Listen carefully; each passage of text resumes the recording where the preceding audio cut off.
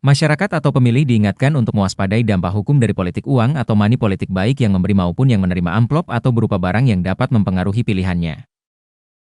Dalam diskusi komunitas wartawan politik Sulsel di salah satu kafe di Jalan Tamangaparaya, Sabtu, 19 Oktober, pakar tata kelola pemilu Unhas, Dr. Andi Lukman Irwan mengatakan bahwa menjadi perhatian semua pemilih, Undang-Undang Nomor 10 Tahun 2016 sangat ketat mengatur terkait politik uang. Menurut Andi Lukman, masyarakat harus mengingat, jangan sampai terjerat kasus pidana yang bisa saja dilaporkan masyarakat atau bisa dilaporkan penyelenggara sehingga berujung pada sanksi pemidanaan penjara dan denda uang. Olehnya itu, dirinya mengingatkan masyarakat menjadi pemilih yang melihat bagaimana rekam jejak para calon, program dan integritas para calon. Lebih lanjut, Andi Lukman menyebut, kandidat yang melakukan money politik adalah kandidat tidak punya ide, gagasan untuk membangun daerahnya, tidak punya kemampuan untuk menawarkan program apa yang dibutuhkan masyarakat terkait dengan pembangunan di daerahnya.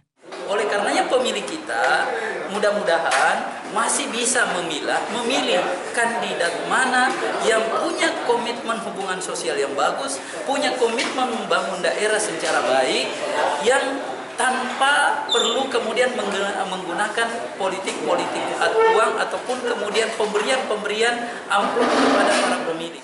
Senada dengan Andi Lukman, akademisi Unhas Hair Hali Syurkati turut mengingatkan bahwa hukum sudah berubah jika dulu money politik hanya dipandang sebagai pelanggaran dengan ancaman hukuman 1 tahun, namun saat ini bukan lagi pelanggaran tapi kejahatan pemilu yang ancaman hukumannya justru minimal 1 tahun dan denda 100 juta.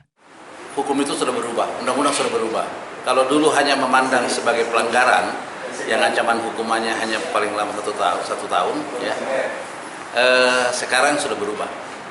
Jadi sekarang bukan lagi pelanggaran tapi kejahatan pemilu yang ancaman hukumannya itu justru minimal 1 tahun dan denda minimal 100 juta, ya, itu sampai 100 miliar. Jadi betul apa yang disampaikan tadi oleh pemateri bahwa jangan sampai karena mau untung dapat uang 100 ribu, 50 500 ribu atau 1 juta, lalu Anda harus berhadapan dengan penjara selama minimal 1 tahun.